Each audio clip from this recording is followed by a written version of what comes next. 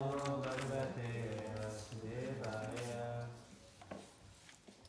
now reading from Srimad Bhagavatam, Canto 10, Chapter 7, entitled The Killing of the Demon Trinavarta, text number 5. Do we have the verse on the board or not? No. Okay. If anyone has on their phone, you can repeat. Nandasya patni kritamajanadikam Viprai kritasvastyayanam supujitai Anadyavasha shragavishtadenubi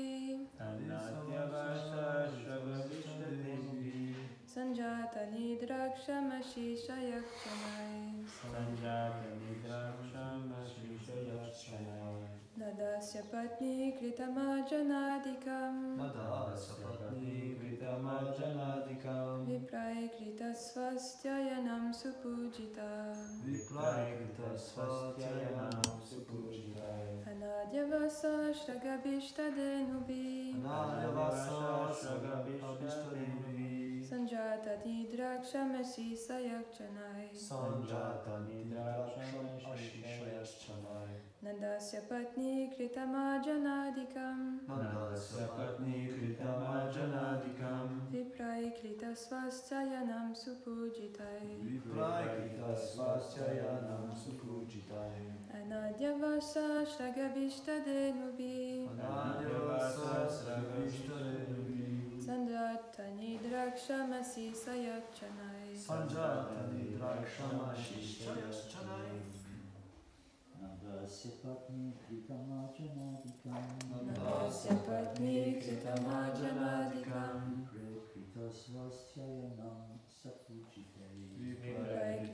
Kritasvastyayanam supujitai Anadyavasa shragavishtadenubi Sanjata nidrakshamashi-shayakchanai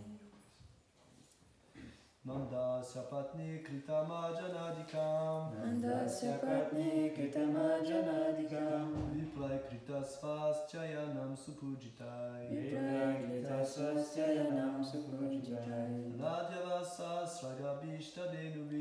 Anadyavasa shragavishtadenubi Sanjata nidrakshamashi-shayakchanai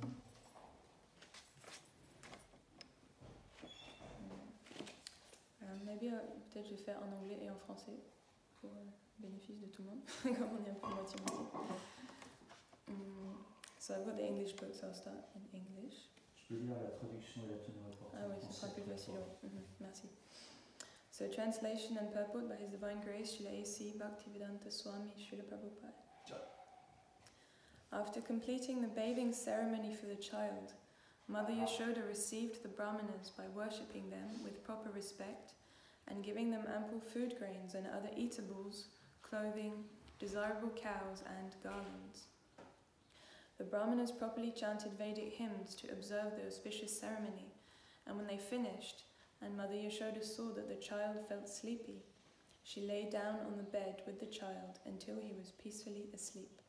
Une fois terminée la cérémonie du bain en l'honneur de l'enfant, Mère Yashoda reçut les brahmanas en leur témoignant beaucoup de respect et en leur faisant don d'une grande quantité de céréales et d'autres provisions, de vêtements, de belles vaches et de guirlandes. Les brahmanas chantèrent comme il convenait les hymnes védiques pour célébrer la cérémonie propitiatoire, puis lorsqu'ils eurent terminé et que Mère Yashoda vit que l'enfant s'était assoupi, elle s'étendit à côté de lui jusqu'à ce qu'il soit paisiblement endormi. Purport. An affectionate mother takes great care of her child and is always anxious to see that the child is not disturbed even for a moment. As long as the child wants to remain with the mother stays with the child, and the child feels very comfortable. Mother Yashoda saw that her child felt sleepy, and to give him all facilities for sleep, she lay down with the child, and when he was peaceful, she got up to attend to her other household affairs. Une mère affectueuse prend grand soin de son enfant et a toujours à cœur qu'il ne soit pas dérangé, ne serait-ce que pendant un instant. Tant que l'enfant désire la compagnie de sa mère, celle-ci reste avec lui et l'enfant se sent ainsi très à l'aise. Mère Yashoda vit que son enfant somnolait et, afin de faciliter son sommeil, elle s'étendit auprès de lui. Lorsqu'il fut bien calme, elle se leva pour vaquer à ses autres devoirs domestiques. Om Gyanatimirandasya Gyananjana Shalakaya Chakshurum Militam Jena Tasmai Shri Gurave Namaha Shri Chaitanya Manu Vishtam Vitam Jena Bhutale Swayam Rupa Kadamayam Dadati Swavadantikam Vandeham Shri Guru Shri Yuta Padakamalam Shri Guru Vaishnavamscha Shri Rupam Sagrajatam Sahagana Raghunatam Vitam Tam Sajivam Sadvaitam Sarvadutam Rahijanam Sahitam Krishna Chaitanya Devam Shri Radha Krishna Padam Sahagana Lalita Shri Vishaka Vitamscha Hare Krishna Karuna Sindhu Dinabandhu Jagatpate Gopisha Gopika Kanta Radha Kanta Namostute Tapta Kanchana Gaurani Radhe Vrindavaneshwari Rishabhanusute Devi Pranamami Hari Priye Vanchakalpatarubhyascha Kripa Sindhubhya eva cha Patitanam Pavanebhyo Vaishnavebhyo Jai Shri Krishna Chaitanya Prabhu Nityananda Shri Advaita Gadadhara Shivasadi Gaura Bhaktavinda Hare Krishna Krishna Krishna Hare Hare Hare Rama Rama Rama Hare Hare.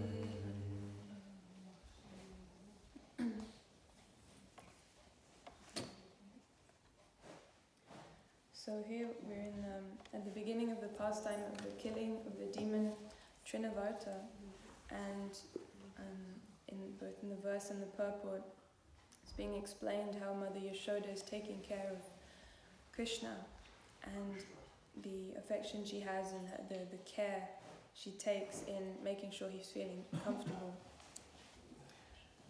Donc ici on est dans le Srimad Bhagavatam au début du chapitre sur qui s'appelle la mise à mort de Trinavarta, et dans la teneur reportée et dans le verset il est question de l'amour et de l'affection que Maria Yashoda porte à son enfant Krishna et comment tous les efforts qu'elle fait pour faire en sorte qu'il soit à l'aise et paisible. I have no understanding really of Mother Yashoda's love and the pastimes of Vrindavan, so I've just picked up on the topic of how the parent and ultimately our supreme parent, our supreme father, is always trying to make us peaceful and comfortable, but like it's said here, as long as the child wants to remain with the mother, he can feel peaceful. And so just discuss a little bit about this search for comfort and peace of the living entity. Donc, je n'ai pas beaucoup de connaissances, de réalisations sur les divertissements de Vrindavan et les relations entre Mère Yashoda et Krishna et les autres dévots de Vrindavan. Donc j'ai juste pris un élément de la teneur reportée et du verset qui est cette quête du confort et de la paix de l'être vivant, et comment le parent suprême, le Père suprême cherche toujours à donner cette situation, cette bonne situation à ses enfants.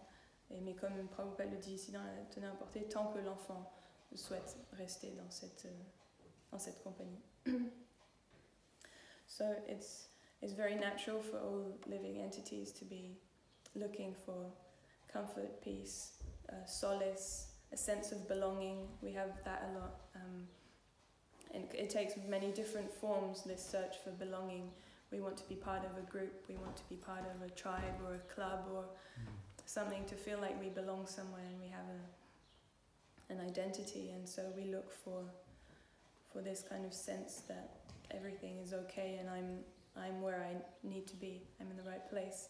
And we look for that in so many different things, in food, in family, in friendship, in sleep, in intoxication, in music and art, so many different forms, depending on the modes we're in and depending on how we constituted, how we conditioned, we will look for that in different things, but basically we're all looking for that same thing.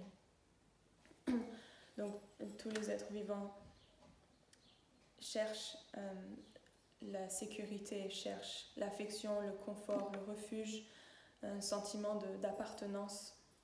On voit ça, ça prend beaucoup de formes différentes, mais il y a tellement de clubs, de nations, de groupes, de partis, de tribus, de toutes ces choses, parce qu'on a besoin de sentir qu'on fait partie de quelque chose et qu'on est à notre place. Et donc selon les modes d'influence sous lesquels on agit et comment on est conditionné, on va chercher ce confort dans différentes choses, que ce soit la nourriture ou les amis, la famille, les intoxicants, l'art, la musique, toutes ces choses-là, on cherche en fait à se sentir à sa place. And maybe in that search we have found fleeting particles of some kind of sense of comfort and peace, but somehow we don't have that anymore. We couldn't capture it. It just came maybe for a moment and then it was gone. And we're looking again and we keep looking. We keep looking for that thing. That's what moves us to do so many activities, to pursue this search. But we're like in a desert looking for water, and even if out of despair we think there's a mirage, there's some water, we drink it, we just eat sand and we just eat more and more sand, and that's like the story of material existence, is eating sand and hoping that, well, all the previous mouthfuls didn't help, but I'm sure the next one will. Donc dans cette quête de satisfaction, de confort, on a peut-être momentanément eu des petites gouttes de petites sensations, mais elles sont très passagères et on n'a jamais pu les garder ou les attraper et y retourner, parce qu'on est comme dans un désert et on cherche de l'eau. Et des fois, par désespoir, on imagine qu'il y a de l'eau et on essaie de la boire, mais on se retrouve juste avec du sable plein la bouche. Et la vie matérielle, c'est juste ça, on mange bouchée de sable après bouchée de sable, et même si toutes les bouchées de sable précédentes, elles ne nous ont pas satisfaites, on se dit, je suis sûre que la prochaine, ça va marcher. And so there's some inherent problems in conditioned living entities living in the material world looking for peace and happiness. There's many problems with that, but we'll just list a few. We know there's 3 types of suffering that attack us at every moment: adhyatmika, adidaivika, adibhotika. There's always some discomfort, some disturbance caused by other living entities, by the weather, by our minds, by our bodies. All these things are constantly disturbing our search for peace. And even if we think we find everything is temporary in the world, so it never lasts anyway, because one of these, either it will disappear or one of these 3 types of suffering will come and disturb that. Et donc dans le monde matériel, il y a beaucoup de problèmes avec cet espoir de trouver quelque paix ou confort, parce que il y a beaucoup de problèmes avec cette idée, mais par exemple il y a les 3 souffrances inhérentes à la nature matérielle qui sont adhyatmika, adidaivika, adibhotika, c'est-à-dire la souffrance causée par l'environnement, par les intempéries, par les autres êtres vivants et par notre mental, notre corps. Et aussi, toutes les choses dans ce monde sont temporaires et sont impermanentes. Donc, notre quête, elle est toujours perturbée parce qu'il y a toujours ces éléments perturbateurs qui viennent. But Krishna and Srila Prabhupada give us the simple solution to all frustration. Prabhupada calls it the peace formula in Bhagavad Gita. Bhuktaram yagyatapasam sarvaloka maheshwaram suridam sarvabhutanam gadvamam chantim richati. And Krishna says, a person in full consciousness of me, knowing me to be the ultimate beneficiary of all sacrifices and austerities, the supreme lord of all planets and demigods, and the benefactor and well-wisher of all living entities, that person attains peace from the pangs of material miseries. And Srila Prabhupada in the purport, he says that the conditioned souls in the clutches of these illusory energy, they're all anxious to attain peace, but they don't know the formula for peace. And so Krishna is giving that formula, that a person in full consciousness of me attains peace from the pangs of material miseries. Donc, Srila Prabhupada et Krishna nous expliquent une solution simple pour en finir avec toutes les frustrations que l'on peut vivre.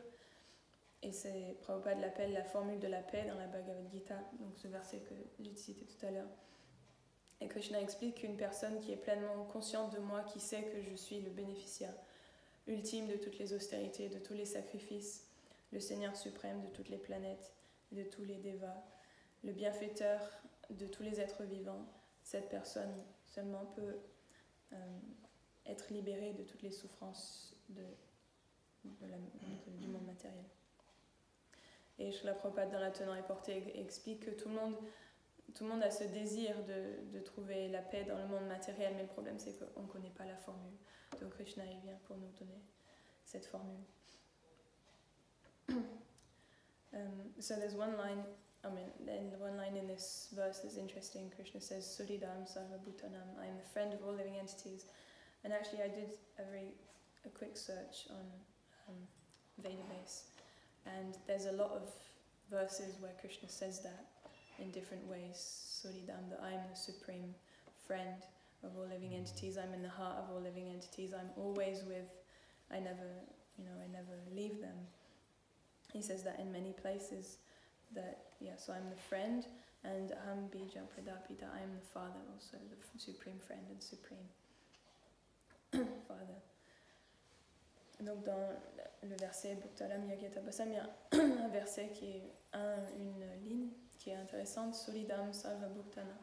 Et Krishna explique qu'il est le meilleur ami de tous les êtres vivants.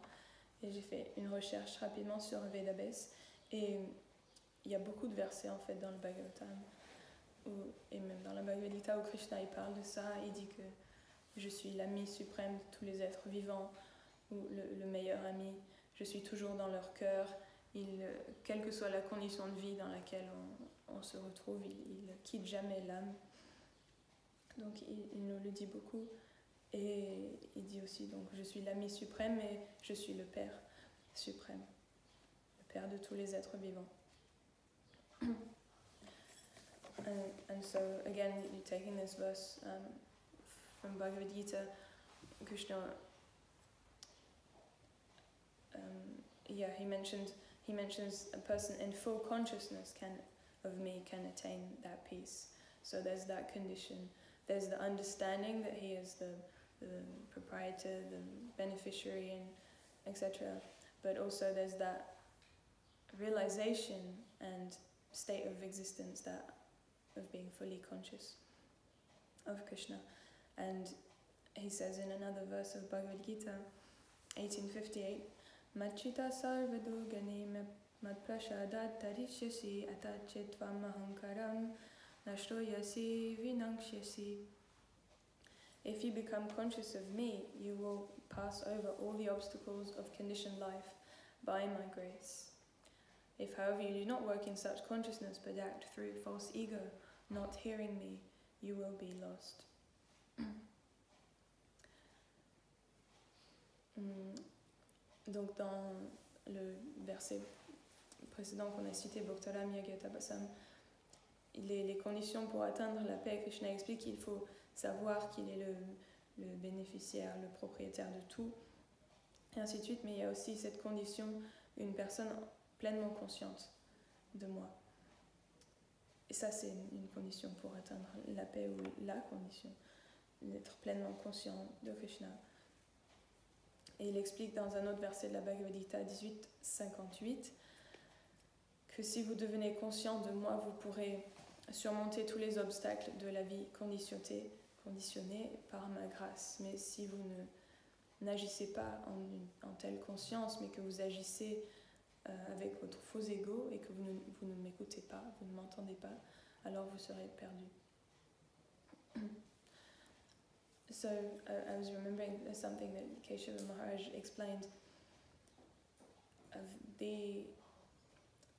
like we say, we have to trust Krishna and have faith in Krishna, that if we make an endeavor to re-establish our relationship with him, he will help. But we have to make the first step every time. We have to give before he will reciprocate with our efforts.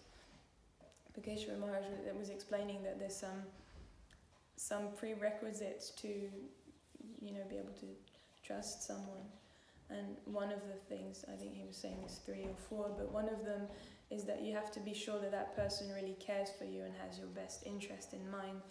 And we see throughout the scriptures that Krishna is telling us that I am your supreme well-wisher and I care for you, and he tells us in the Bhagavad Gita and the Bhagavatam and Chaitanya Charitamrita, and he shows also by how he takes care of the devotees in the scriptures to help us have that trust, because we see and we hear that he's telling us, I am your supreme well-wisher.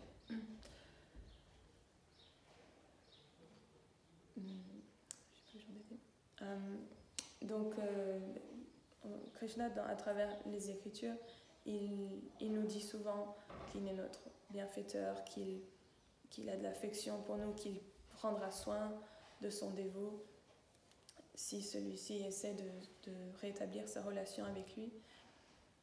Et donc on parle beaucoup de ça, d'avoir foi et confiance en Krishna, de pouvoir lâcher des choses et s'abandonner graduellement à lui. Mais je me souvenais de quelque chose que Keshava Maharaj avait expliqué, que pour faire confiance à quelqu'un, il y a plusieurs choses dont on doit être sûr. Je ne sais plus, il y en avait 3 ou 4. Mais une de ces choses, c'est qu'il fallait qu'on soit sûr que cette personne est capable de prendre soin de nous et est vraiment notre bienfaiteur.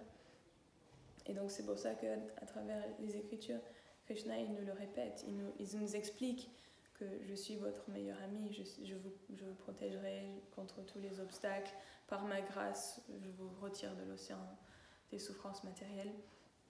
Et aussi, il le démontre à travers ses divertissements avec ses dévots pour nous aider. C'est pour ça que Shukadeva Goswami présente ça dans le Srimad Bhagavatam pour nous montrer que voilà, le Seigneur, c'est comme ça qu'il agit avec les dévots qu'il approche, pour nous aider à développer aussi cette confiance en lui.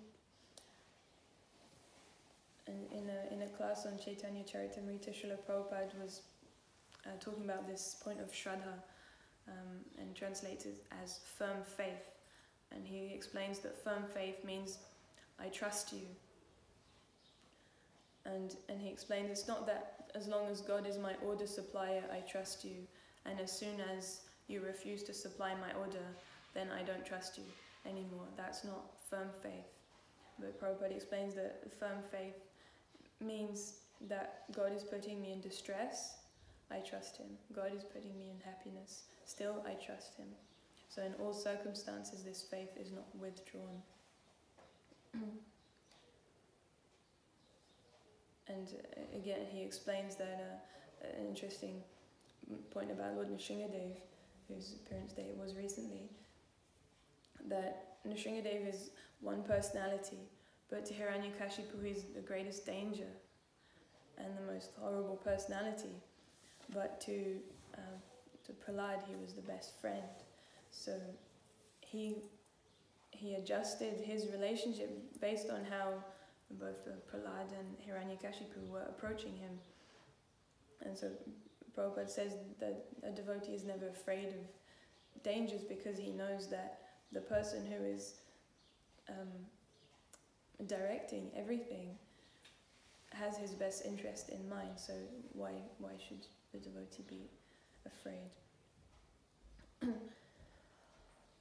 Donc, Srila Prabhupada, dans une classe sur le Chaitanya Charitamrita, il parlait de la foi, de Shraddha, et il explique que Shraddha, ça veut dire avoir une foi ferme. Une foi ferme, ça veut dire j'ai confiance, je te fais confiance. Et pas le genre de confiance que quand Dieu pourvoit ce que je lui demande, alors j'ai confiance, mais dès qu'il ne pourvoit plus, je lui fais plus confiance. Mais plutôt, il me met dans une situation de détresse, je lui fais confiance. Il me met dans une situation de bonheur, je lui fais confiance. En toutes circonstances, ma foi, elle n'est pas affectée parce que, comme dans l'exemple avec Nrsimhadev et Hiranyakashipu et Prahlad, on voit que Nrsimhadev c'est la même personne, mais que selon comment Hiranyakashipu et Prahlad l'approchent, il va répondre différemment. Donc pour Hiranyakashipu, Nrsimhadev c'était le pire danger, alors que pour Prahlad c'était le meilleur ami et le refuge suprême. Et donc Srila Prabhupada explique qu'un dévot il n'a peur de rien parce que il sait que celui qui organise, qui orchestre tout, c'est son bienfaiteur suprême, c'est quelqu'un qu'il aime, la personne qu'il aime, ou la seule personne qu'il aime vraiment. Donc pourquoi est-ce qu'il devrait avoir peur? Le dévot, il n'a pas peur. Et donc c'est ça, Prabhupada explique la foi, la confiance.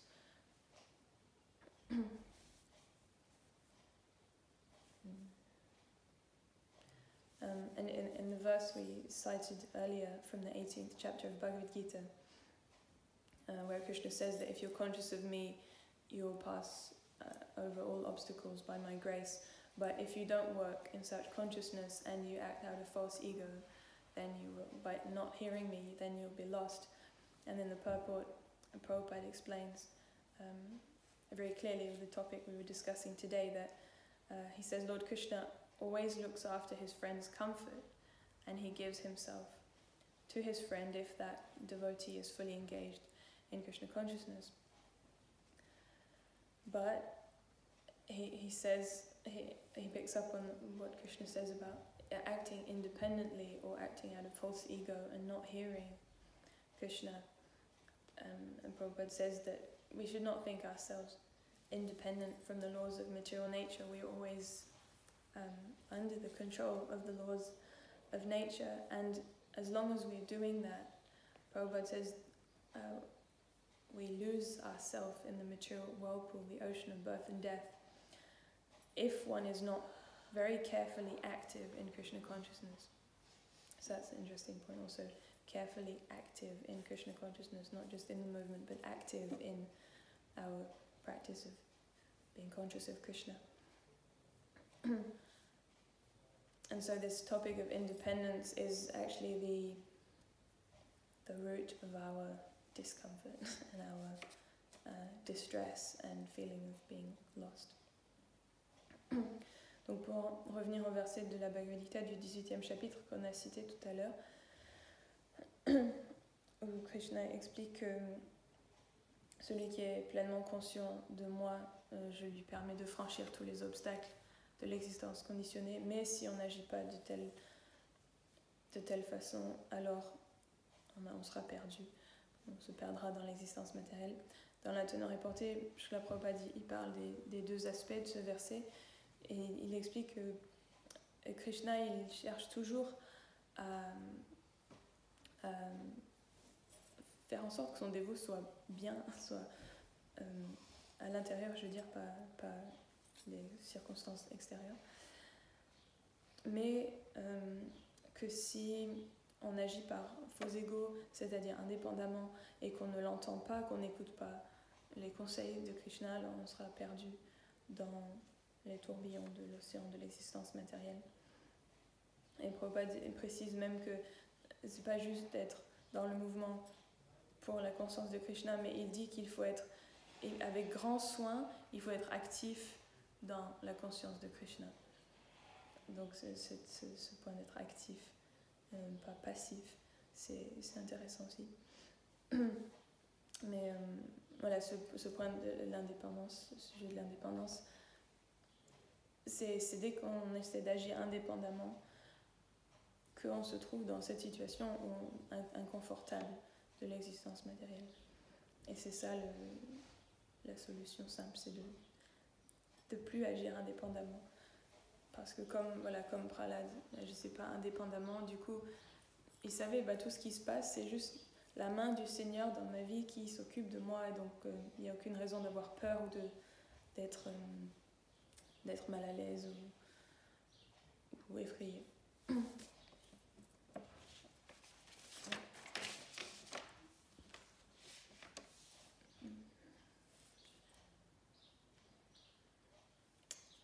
Yeah, so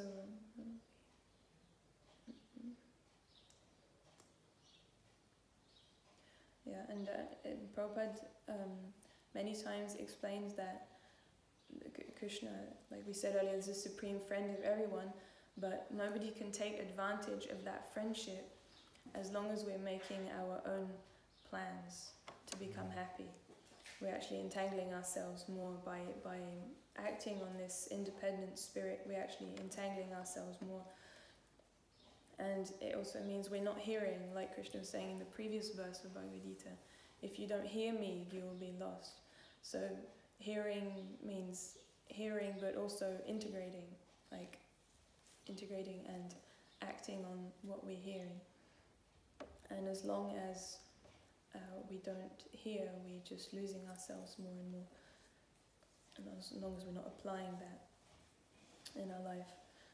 Donc, comme on disait tout à l'heure, Krishna il nous dit à maintes reprises qu'il est l'ami suprême de l'être vivant. Mais Srila Prabhupada explique qu'on ne pourra pas vraiment bénéficier de cette amitié si on n'écoute pas les conseils que notre ami nous donne. Et tant qu'on n'écoute pas, tant qu'on essaie de faire notre propre plan, on ne fait en fait que s'empêtrer davantage dans l'énergie matérielle. Tant qu'on agit indépendamment, on sera toujours dans cette situation inconfortable de l'existence matérielle. And Prabhupada actually compares, the material world is sometimes compared either to a desert or an ocean, but in this case it's the ocean. And Prabhupada says if a man falls into an ocean, and even if he's a really good swimmer, he can swim for a while, but he can't save himself. There's no way he can swim to the shore of the ocean. But if someone just comes with a helicopter or a boat or something and just picks him up, then he's very easily rescued. And so Prabhupada says that similarly the Lord picks up his devotee from material existence if one simply practices the easy process of Krishna consciousness and fully engages himself in devotional service. Et donc Prabhupada il compare souvent le monde matériel est comparé soit à un désert, soit à un océan. Et Srila Prabhupada dit que si un homme tombe dans l'océan, au milieu de l'océan, même si c'est un bon nageur, il ne pourra pas se sauver lui-même, c'est pas possible. Mais que si quelqu'un vient le sortir en hélicoptère ou en bateau ou quelque chose comme ça, alors il sera très facilement sauvé de cette situation. Donc de la même façon, Krishna il sort son dévot de l'existence matérielle.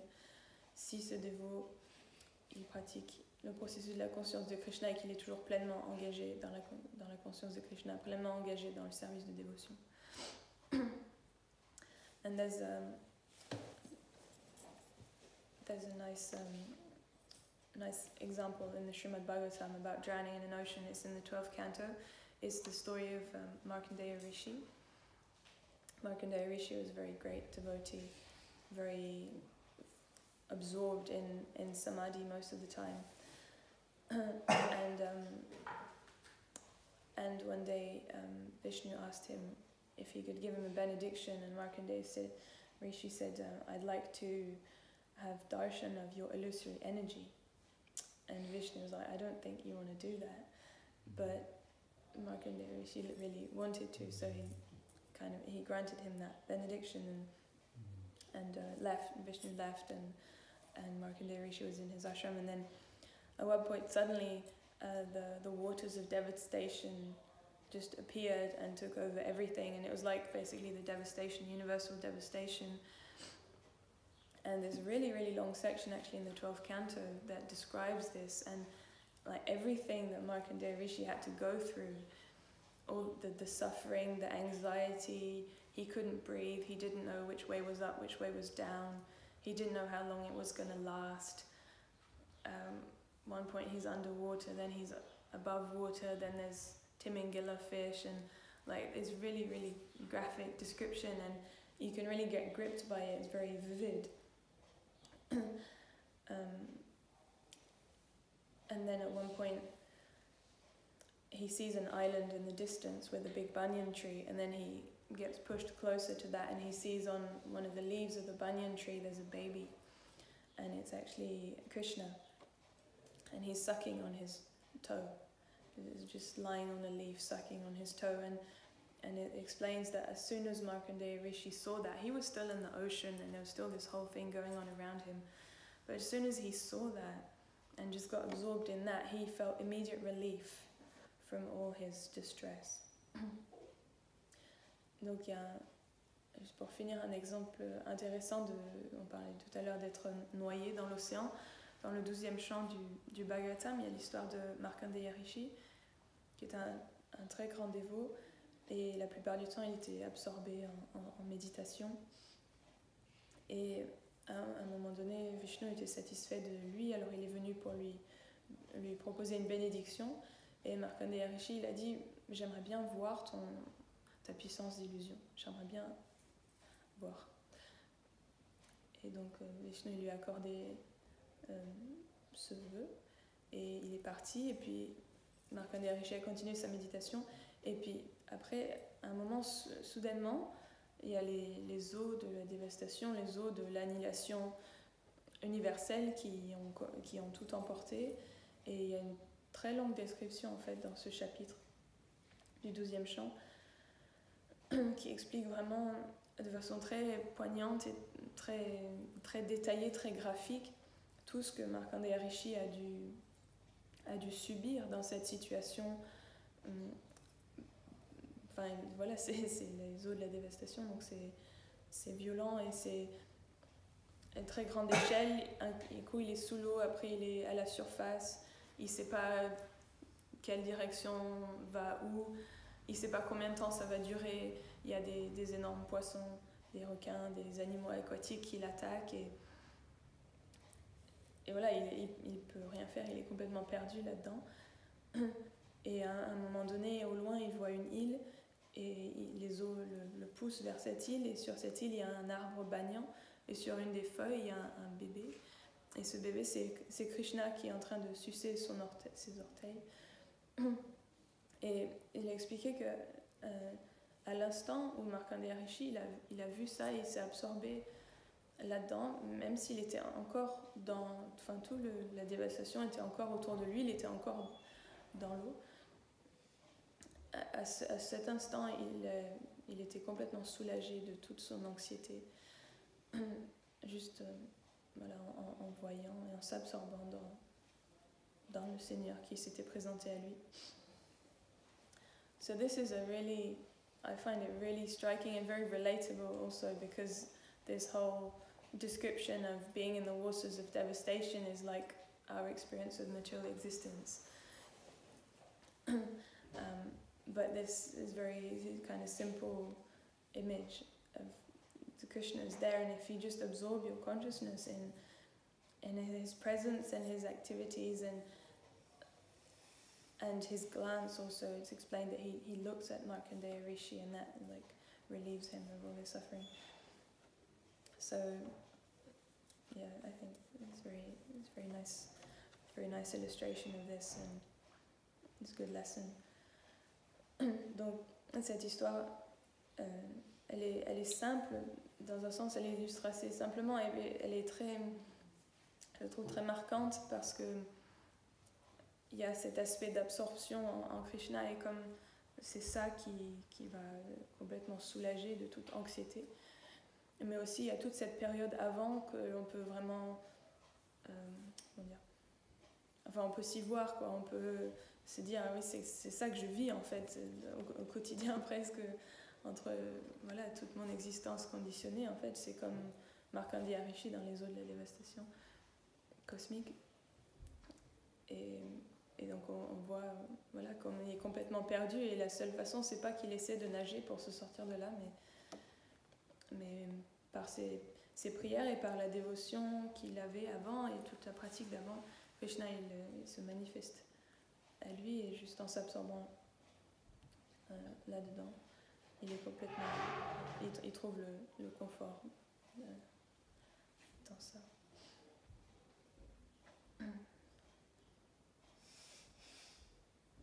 So yeah, there's one final thing. There's Rupa Goswami, Prabhupada quotes Rupa Goswami, who says that, O Lord of the poor, do what you like with me. Give me either mercy or punishment, but in this world I have none to look to except your lordship. The chatak bird always prays for the cloud, regardless of whether it showers rain or throws a thunderbolt.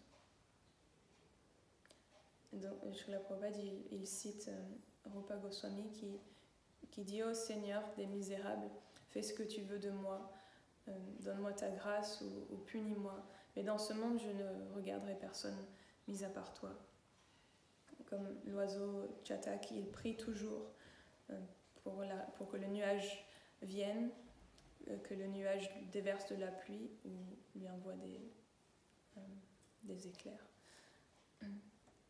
So, just like Markandeya Rishi didn't have any hope or expectation in the oceans around him, but just in this vision of the Lord that appeared to him, and just like the chatak bird doesn't look for water in any place other than the rain cloud, we can aspire to only be looking for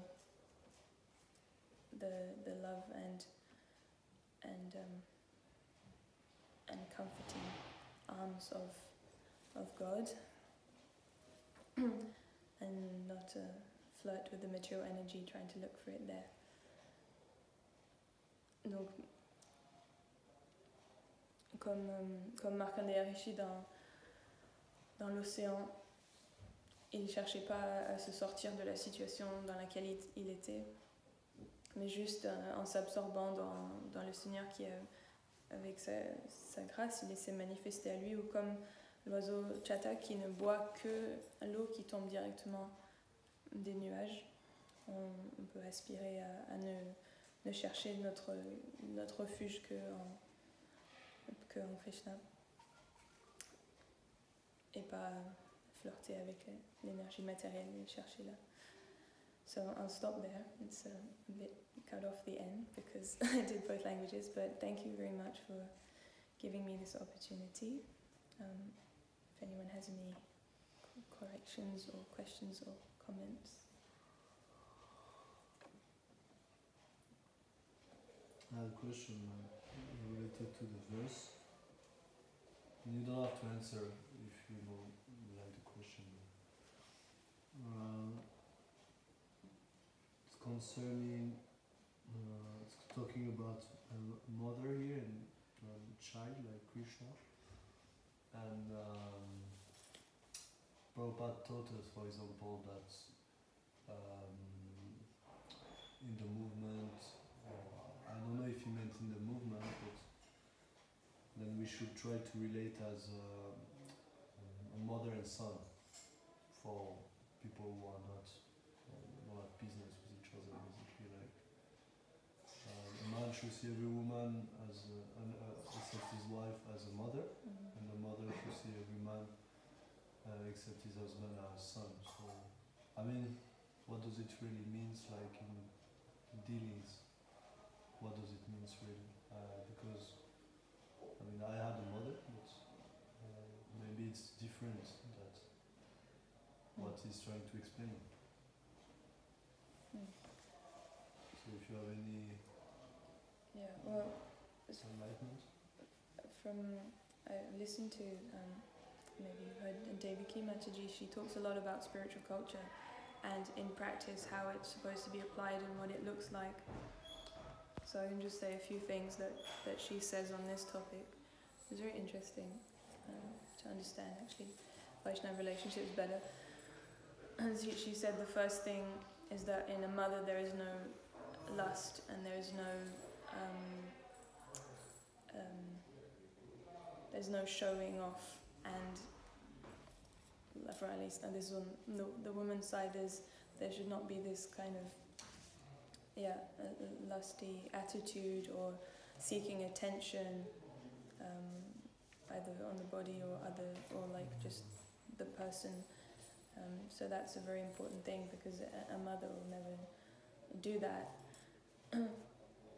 And so I think that's the main thing really in what Srila Prabhupada says, that's like a relationship between a mother and a son. There is no lust, there is no exploitation. Also, the mother is always serving the son, and the son supposedly, if he's well educated, will try to please his mother, and so there's this relationship of service also. I mean, if you want, you can listen to Devaki Mataji's seminars. She explained a lot more detail, but those are like the main things. And also, particularly in modern society, is not so much the case, but in traditional society, there's a lot of respect for mother, and his mother is like the first guru and authority in the house and in the community. And traditionally also you listen to your mother's guidance and take shelter from her and receive her protection, but respect is an important element. And respect means no exploitation, because if I'm exploiting for my sense gratification or for something, I'm not respecting. Even if I say Mataji or I have my hands like this, if I'm trying to take something, whether it's the energy or some service or something, that's not really respect. So there's the element of respect of the mother is like authority. Well, not authority in the sense of who gives instructions, but someone superior to me. And the element of service and the absence of lust. So that's what I can say based on that seminar.